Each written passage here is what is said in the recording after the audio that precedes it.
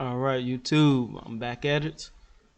I wanted to make a somewhat quick video about Legend of Zelda. Today marks the 35th anniversary of Zelda, and it's kind of ironic for me because I'm also going to be turning 35. So Zelda is the exact same age as me. It's one of the first games that that had like a big impact on me that I remember playing and stuff like that. So, quick history about Zelda. So, the picture that I got up is a picture from my own personal collection. Majority of this stuff I got like when it first came out, except for like that copy of Wind Waker. I had the copy of Wind Waker on the GameCube. So when it came out on the Wii U, I didn't get it. Like I didn't jump on it and get it. I waited till the price dropped and got it used. But you looking at that first gold copy of Zelda. That's my copy from the early '90s. I want to say like '91 or '92 ish or something like that. Uh, it's like back when I wasn't even old enough to play it. I had it was basically my older. I wouldn't say it was mine. It was like my mom would buy games for all of us, but Zelda was a game that like nobody was interested in. And so how I got into it, even before, like I didn't play it out of my own collection. I went to my uncle's house and he had it was a gold cartridge just sitting on the table. And I was like, I went to think and I said, hey, we got one of those. I think I can't remember what year this is. This probably was like, let me see, 87, 88, 89, 90, 91. I want to say I was like 6. So this had to been like 92 ish or something like that. I remember having the game at home already for like a long time, but like nobody ever picked it up and played it. So I told my uncle, I was like, hey, I want to play that. And he told me, I remember he was like, oh, you don't want to play that, it's boring, or something like that. He was, more into stuff like Contra, games like that back then. But he would buy mostly everything that came out. So I remember thinking, I was like, hey, I'm just gonna play that when I go home. Instead of playing I want to say like Mario 3 or something like that. It was one of the main games that I started out playing. But once I popped Zelda in, it still wasn't like love at first sight. So I popped the game in. I'm walking around. Like this is how bad I was at the game. I could not find the sword because I didn't think to just walk into the little tunnel. It took a while. I want to say probably about 40 minutes before I walked in the cave and talked to the. I want to say I walked in the cave and then walked out. But I finally walked in the cave, got the sword. The guy, I remember having to read the text, or to the best of my abilities at that time. Um, yeah, I was a pretty. It wasn't like I wasn't illiterate or nothing like that. But a game that's like full blown text is it's not it's not basically like side scroller stuff is easy, especially when you're younger. Things with Zelda when you have to read the text and get the hints and kind of figure things out. That's challenging for any 6, 7, 8 year old or whatever. So I'm walking through, I'm playing it, I'm getting the hang of it. I'm trying to walk around and not get hit so I can still have my projectile sword going on or whatnot. And I just remember having the experience was way different from Mario 3. Mario 3 was more of like a visual thing, and you get satisfaction from, beating a castle here and there, making it further and further along into the game. But with Zelda, for me, it was the puzzles, like figuring out, oh, I can blow up this cracked wall. And right there, just thinking about it, it's like, oh man, it was tough, but it was satisfying figuring something out. So we're gonna fast forward to when I picked up Zelda 2 for the NES. So when Zelda 2 came out, I I bought it from a what was it, like a video rental place. You know, after they rent a game out a certain amount of times, they would just sell the excess games they have left over. So instead of going in and renting the game, I seen it for sale and asked my mom, "Can we get it?" And I ended up getting it. Not sure what year this is either, but I ended up getting that one, and it was just it totally it was different. I'm not even gonna lie. Like I didn't like it at all. I know a lot of people like now they'll get on stream and play it and stuff like that, but back then we just didn't like it. And this right here, that copy that you see, that's my original copy that my mom had got for me. I tried to play through it. It wasn't my cup of tea. It was kind of like I used to like a game called Little Ninja Brothers on the NES, but some of the RPG elements to it, it wasn't for me. You know, I can appreciate it now, but back then it wasn't what I was expecting or whatever. So you know, I didn't beat the game back then. I played through it. I didn't want to give up. I kept playing it, but I didn't have as much of a joyful experience with the Adventure of Link than I did for the original Zelda for the NES. So fast forward many years later, we get the SNES. We up there playing, you know, Street Fighter and stuff like that on it, Mario World, and then they pop up with a Link to the Past. And you want to talk about mind blowing when that sword, you know, hit the title screen. It was like Christmas getting that game. So much so that it was kind of like a family event because I have a big God family, and I would go over their house on the weekends all the time. And this was like a it was like, hey, we can't figure out this game, you know, playing it one on one by ourselves. We're about to sit down. You know, I remember we had this notebook. We were taking notes about, you know, hints that people would tell us in the game. And I remember A Link to the Past just being like a real big family event.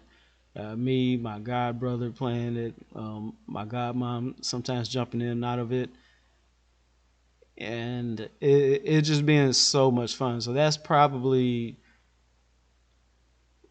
like that's probably I'm gonna say A Link to the Past is my second favorite Zelda game because we didn't have like the I'm pretty sure they probably made the walkthroughs and hint guides and stuff back then, but you know we didn't get that. We pretty much just made our own, you know, guide as we were going along.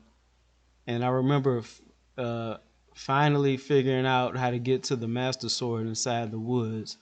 That did it for me right then and there. It was like, oh my, this is it. This is kind of what I remember like from the, you know, the first NES game. It was basically, and the amount of content that was in that game, it lasted for. I want to say it took us at least. It took a long time to beat it. I'm not sure about the exact time link. I just remember it being a weekly weekend thing, like, you know, playing A Link to the Past. So good times with A Link to the Past. And we're gonna fast forward to like the CDI games and stuff like that. I didn't that was out of my price range. Those systems and stuff like that. I never got to experience those when they came out and stuff like that. But you know, more of the commercial systems like the N64, um, the Game Boy ones. I dibbled and dabbled into those. I'm not a big fan of like tilting my head down, staring at stuff for a certain amount of time. So the Game Boy versions, I did. Which one was this? I'm not sure which. With a few of the Game Boy versions, I remember there being like a Game Boy converter cartridge that you could play like on the TV. So I would play those periodically on there, but it still wasn't my cup of tea. So I couldn't like sit down and enjoy the whole thing. It's like now I can enjoy the handheld versions, for, you know, for what they are, and I've pretty much gotten through, you know, I want to say all of them except for I beat all of them except for Minish Cap, I think. But the handheld ones, they just they were underrated. That's why I'm glad they starting to remake them and bring them out for the console so we can experience it on the TV and stuff like that. But yeah, so we're gonna fast forward to the N64. So like the N64, we had all those wrestling games that were on it and stuff like that. I wasn't a big fan of like the N64. I'm not gonna say I wasn't a big fan. I didn't get the cartridge thing at the time because when those CDs were coming out, I'm like, man, why y'all still using cartridges? You know what I'm saying? But yeah, I was, they proved me wrong and a lot of other people wrong about these cartridges. So right there is that copy when Ocarina of Time came out. I was on it. I remember this being one of the first games I was like I knew the release date. I was anticipating it. I already had my own personal money ready to go buy it. And when I went and bought it, it didn't disappoint. And Ocarina of Time changed like gaming for me like 1,000%. Because like even when I would play Contra, we put in that 30 life cheat code and stuff like that. When I played Ocarina of Time, I didn't have like in the picture you'll see like the walkthrough guide and stuff like that. That I just bought that probably like 2 years ago or something like that. But back then I didn't have no walkthrough guide for Ocarina of Time. It was the first game where I didn't have any help from anybody because by this time I'm in like junior high around this time when this came out, I think. And none of my friends were into like Zelda and stuff like that. They would play games like Mortal Kombat, NBA Live, those types of games. The wrestling games, those were real popular. But my immediate like school friends, they weren't into that during that time. At least the people that I connected with back then. So it wasn't something I could go talk about with people. So like, hey, did you get past this dungeon? I had to figure out every single thing on my own, and it couldn't have been a better experience. Talking to the Deku Tree, however you pronounce it, and then like watching him pass away. It was all these different emotions that the game was drawing from me at the time, and it was really magical. I remember like hating the what was the kid name? Is it Maldor or so? Uh, the kid that wouldn't let you leave they named a swamp after him in Breath of the Wild. His name is not crossing my mind at the minute, but Maldo or something like that. He wouldn't let you leave the forest. Like, hey, you can't go. You don't have a shield. You don't have a fair. You don't have a sword. He kept saying all these different, coming up with all these different excuses of why I couldn't leave or something like that, or why I couldn't go see the Deku Tree. I think. And then when the Deku Tree died, I think he kind of blamed it on me. I just remember hating that guy so much. So it was the game was drawing all these different experiences from me, and it kind of even though a link to the past, you had to use the time shift feature or whatever. The way the way they were able to do, you were able to go from adult to child in Ocarina of Time. It was nothing more than drop dead gorgeous and amazing. You know, remembering, hey, all right, you remember you got to plant this seed right here. So when you come back here in the future, you can get this extra heart, or you can make it easier to travel up to this spot. Those little tidbits in the game were it was really magical. And I remember this, completing the game by myself. It took. I'm not like I'm not like a speed runner or nothing like that. Especially back then, we probably speed run like Mario games and stuff like that, but we didn't. You didn't speed run adventure games like this, like strategy games back then, because you missed out on too much. Even if you knew like Resident Evil stuff like that, even if you knew everything that was popping up in the game, you wanted to take it somewhat slow and collect everything. You get the best experience out the game. When I beat this game, I'm not even gonna lie, it took me a year to beat it. playing it off and on, off and on, off and on. But when I beat it, it was one of the biggest accomplishments, of my life up to that point. Bigger than getting the number from the girl you got a crush on in school. I'm not even gonna lie. Like when I beat that game, because it was like hard as shit. Like towards some. Just think about like not having no hints. This wasn't pre and like people had the internet back then, but like I didn't have the internet. My immediate friends didn't have the internet. I'm pretty sure there's probably stuff out there you could go like guides you could buy to help you. Well, they had like Game Genie and all that other type of stuff back then, but that would have just took away the experience of playing the game. Because I remember letting my friend borrow it, and I would say, hey, play this, man. It's pretty fun. And he gave me the game back in like a week, and he was like, hey, man, it was all right. I'm done with it. I was like, there's zero chance. I'm not gonna insult his intelligence or nothing like that. I said, dude, that's zero chance you beat this game in a week. Like I said, like zero, zero. Like how did you beat it?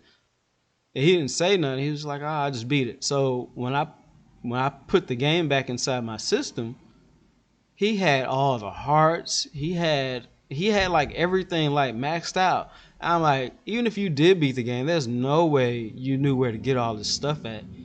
Come to find out, I want to say he had like a game genie or something like that, and he just skipped ahead on to the boss. And I sat down and had a talk with him about that. I said, man, you took this shortcut, you defeated the whole purpose of playing the game, you know, and I wasn't chastising him, but I tried to explain to him. I was like, all right, man, if everything came that easy in life, would it be worth getting? Like, if say if you wanted this certain type of car and you could just go out and get it and you didn't have to work hard to get it, you're not really gonna appreciate having it. Say if you want this girl, or want to talk to a certain female, certain woman. If she doesn't make you work for her affection, is it worth it?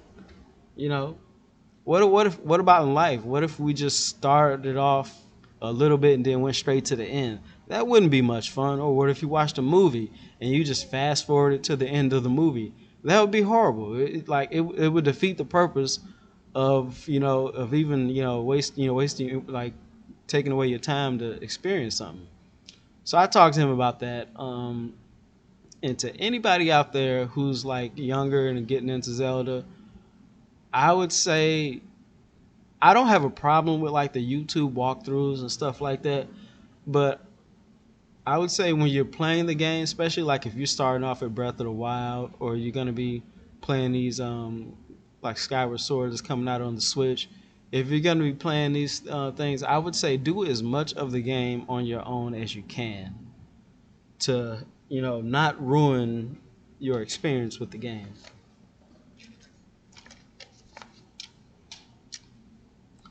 So yeah, so Ocarina of Time did it for me.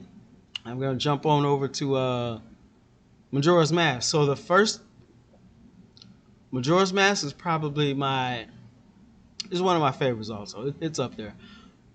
Majora's Mask it was real scary. The first thing when you look at it is like, oh man, they just copy and paste Ocarina of Time and put it in there.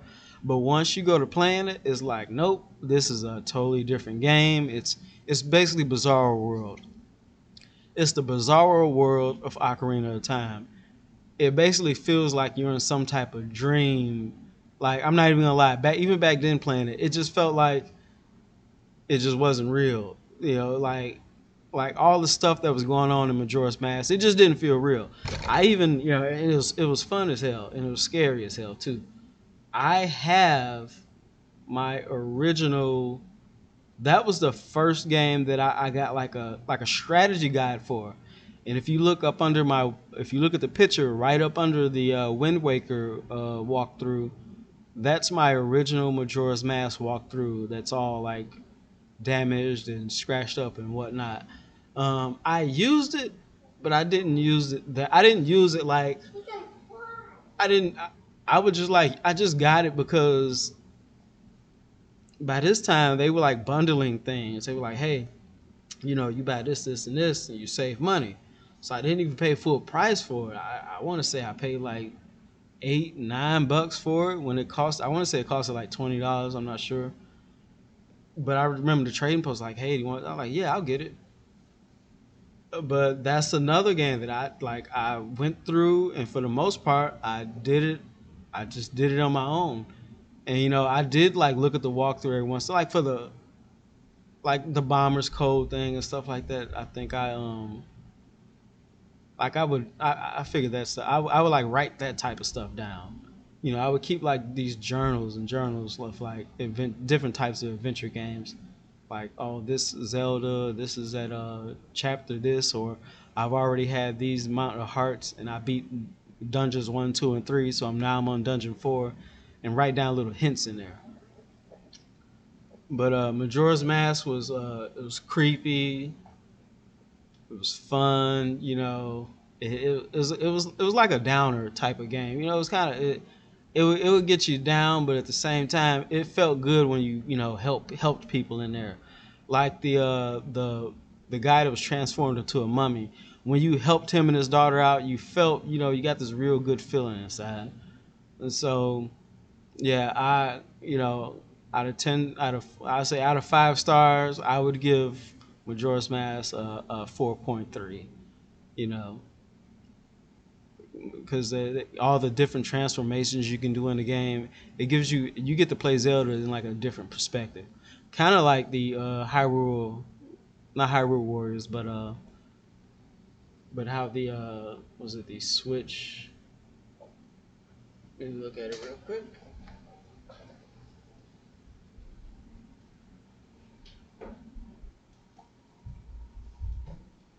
Oh yeah, it is. It is. Hyrule Warriors: The Age of Calamity.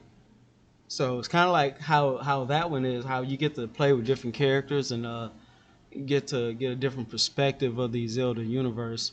Like you get to swim around as a Zora, you get to roll around as a Goron in the snow, and get to talk to them in their own little world. You get to be a Deku Tree, which is like the most horrible thing ever at first. Because I was like, am I gonna be a Deku Tree forever? When I first started playing the game, I'm like, man. But yeah, just a quick water break. But yeah. So and then after Majora's Mask, that's when we started getting It's when Wind Waker popped up after that. I want to say a handheld game came in between that, but I usually play the handheld games like much later after they came out. But like the next main title game was Wind Waker, and Wind Waker at the time I thought was like cartoonish, and this was at a certain time where I felt like, all right, games should be progressing to looking more realistic, and then Nintendo did like the complete opposite, and I just couldn't. I didn't give Wind Waker a chance. I'm not gonna lie, I just didn't give it a chance. When it came out on the GameCube, like I bought it, but I didn't give it the fair chance that it deserved. Till much later, till like probably like 2 years, after it came out. Because by the time Wind Waker came out, you're a teenager in high school. You got Grand Theft Autos and stuff like that, and you're like, you're gonna go from Grand Theft Auto to this. I'm like, so so yeah. So when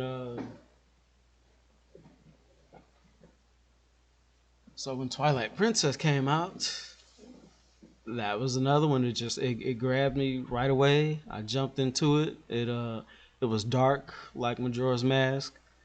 The story was there. The challenge was 1,000% there. It's very, very challenging. And I got back into that.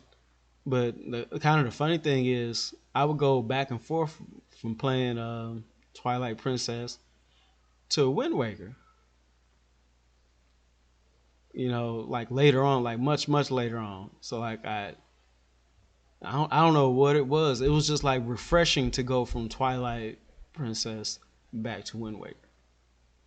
And that Twilight Princess made me appreciate what Wind Waker was like bringing to the table, like with the visuals and art style and stuff like that. That made me realize like stuff just it's not all about graphics and realism. You got to appreciate the artwork, the mapping, the storytelling, the little nuances of the games, like the little pigs that you got to run around and pick up. That's what made me start appreciating more things about the game other than just like how they look or how we perceive that they look. Like throw realism out the door. How is this art design? How's the ink hitting this? You know, look at how the sun rises in this game. That type of stuff, Wind Waker had me very, very appreciative of, and I ended up enjoying that one, but ended up enjoying it much later on. So yeah, I'm gonna wrap this up. I would tell anybody who's younger that's just not getting into Zelda, or even if you're older and you just didn't get into it, I would say 100% start off with Ocarina of Time, and because Ocarina of Time is like a nice base game to play that you can get the gist of how Zelda is. And then after you've done Ocarina of Time, I would say do a Link to the Past. And then after you've done a Link to the Past, do the original. If you feel like you want to challenge and you want to see the beginnings of how all that stuff is. But Ocarina of Time and A Link to the Past will definitely draw you into the game. I feel like if you start off with something like Breath of the Wild, that if you go back and play the other games, you won't have as much appreciation for it. I think until like you've played like the handheld ones and stuff like that. But that would be my recommendations if you're just not getting started off in the Zelda universe or whatnot. I would say start off with Ocarina of Time first. You know, if you're, I understand people tax for time. Especially like if you're older or something like that. You just ain't got that much time on your hands. Pop up a YouTube video if you get stuck. You know, don't do it that much because it will. I feel like it would ruin the game for you. But if you're trying to if you're stuck for too long, don't let that discourage you. I would say if you're stuck on something for more than a day, just if you don't want to feel like you're cheating by looking at a video, look up some text. Look up a text walkthrough. Because looking at that's like looking at a map. You reading it, but you still got to figure it out. It's not like when you're looking at a video, you're just sitting up there copying what the other person is doing, which I'm fine with that now too, because I know how hard it is to there's so much content out there, so many games to play. You just don't have enough hours in the day now. But you know if you're a kid, and all you got to worry about is school, and you got time on your hands now, especially with everybody being on lockdown and stuff like that. I would say try to get through the game by yourself as much as possible, but don't be ashamed to look up those tutorial videos, because a lot of people, even when they do those tutorial videos for people, you still feel like a real sense of accomplishment in a way. They'll because the in between stuff, you're still doing that on your own. It's just like some stuff, especially like I want to say like the water level in Ocarina of Time, is just extremely tedious and hard, and it's real easy to get confused, and it's real easy to discourage. Trust me, I spent months on that water level as a kid, and that that did kind of spoil the fun for me a little bit. So when something is just just you just can't figure it out, yeah, that utilize the tools around you of today. You know, but other than that, try your best to figure out the stuff on your own, and that's pretty much all I can say. Congratulations to the everybody who's worked on Zelda, everybody who's enjoyed playing Zelda throughout these past 35 years. And a big thank you to the creators, those people over at Nintendo, the writers, the artists, the creators. A big shout out to them. Especially most of those people they had worked on Mario too, like back in the day, the ones that worked on the original one. It's been a Zelda has been it's been like my number it's my number one game. When a Zelda comes out, I'm playing it for hours. Everything else comes second, third to Zelda.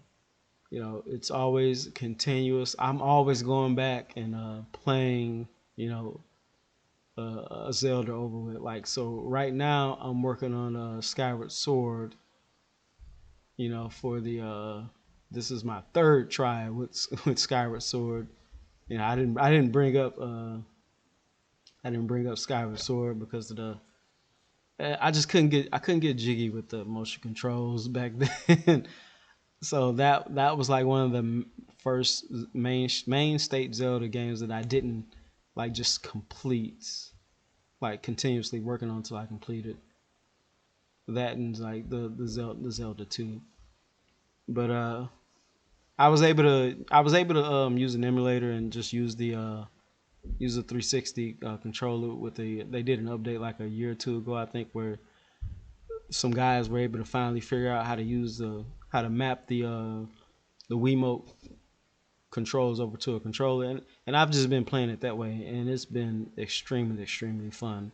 The different worlds, the flying, the way you warp between worlds, it's great. It's not my first time playing it because I got through almost towards the end when it first came out.